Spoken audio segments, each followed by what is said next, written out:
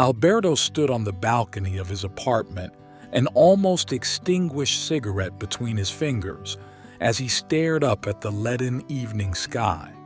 The cold breeze hit him full in the face, but it couldn't shake him from the torpor he was in. For months he had felt trapped in a life he no longer recognized.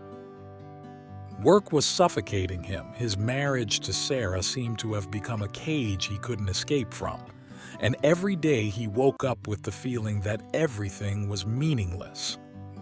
With another drag on his cigarette, Alberto hoped to find a modicum of relief, but he knew that nothing would change. Before continuing, subscribe to our channel and activate the bell so you don't miss any of our stories. Tomorrow will be different, he repeated to himself like a mantra, but deep down he didn't believe it at all.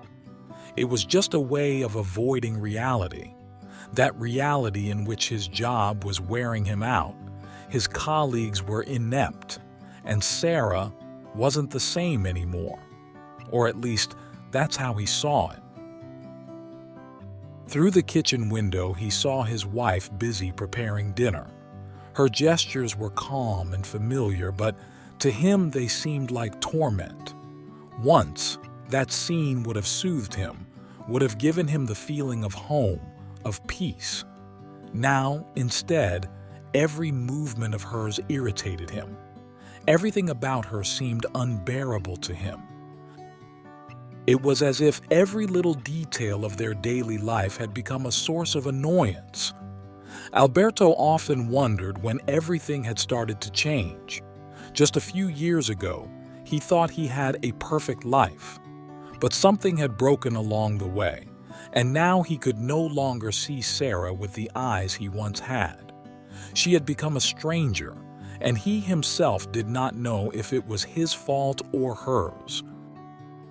He entered the kitchen without saying a word, his face stiff. Sarah turned to look at him with her usual kind smile, but her face betrayed a concern that Alberto could no longer ignore. "Are you okay?" she asked softly. "You look very tired. Is everything okay?" He sighed, unable to contain the irritation that was building inside him. "Why are you so worried?" he replied dryly, not even looking her in the eyes. "Maybe you should think about yourself. You look like you've put on weight." The words came out like sharp blades, and Alberto realized only too late the damage he had done. Sarah remained still for a moment. "What's wrong with you?" she asked in a trembling voice, trying to stay calm. "You haven't been the same for months." But Alberto didn't want to have that conversation. He didn't want to admit that something inside him was broken, something he couldn't understand or fix. "Nothing's wrong with me," he lied, turning away to avoid looking her in the eyes. He knew he was lying to himself too, but he couldn't stop. He was a prisoner of his own anger, and Sarah was the only person he could take it out on. Later, Sarah went out to meet Carla, her longtime friend. She told her about the latest developments with Alberto, how every day he seemed to be getting worse, how his words were getting harsher and more offensive. Julia listened in silence, her face tense. "You can't go on like this, Sarah," she finally said. "You can't let him hurt you like this. You have to demand respect." "I know," Sarah said, looking down and trying to hold back tears. "But it's hard. We've been together for a long time. Maybe he's just going through a bad time." Carla shook her head. "A bad time doesn't excuse the way he talks to you. You don't have to sacrifice your happiness for him. If he doesn't respect you, you have to think about yourself." Carla's words continued to echo in Sarah's mind as she drove home.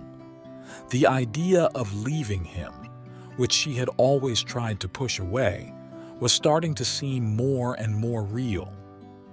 Maybe it was time to put an end to that sad relationship, to take back control of her life. When she returned, she found Alberto sitting on the couch, staring at the television. "There's a work event in a few days," he said, without taking his eyes off the screen. "I want you to dress decently. Don't do it like last time." His words were like another blow to the heart, but Sarah didn't react. She no longer had the strength to argue with him. She got ready for the event, choosing one of her best dresses, one of those that still made her feel confident. As she looked at herself in the mirror, she felt more beautiful, but she knew that feeling would vanish as soon as Alberto found something to criticize. They arrived at the event together, but it seemed like they were strangers. Sarah immediately noticed the looks of the other guests, the men who admired her and the women who smiled at her. For the first time in a long time, she felt appreciated, and for a moment that feeling gave her back a little confidence in herself. Alberto, however, noticing the attention his wife was attracting, was filled with jealousy and anger. He couldn't stand that Sarah was the center of attention, that others were looking at her with admiration. He approached her in a threatening manner. "Why did you dress like that?" he hissed in her ear, but before he could continue, his former boss, Moretti, approached with a smile. "Sarah, you look gorgeous tonight," she said politely, ignoring Alberto's hostile attitude. "Alberto, you should be proud to have a wife like that." Those words resonated loudly inside Sarah, like a confirmation she had been waiting for. It was as if someone finally saw her for who she was, someone who recognized her value. Her lips moved in a slight smile, but inside she felt a whirlwind of emotions. Alberto remained frozen, unable to respond. He couldn't stand that Moretti spoke so highly of his wife, much less that Sarah seemed to appreciate him. When they returned home that evening, Alberto tried to start a discussion, but Sarah didn't say a word.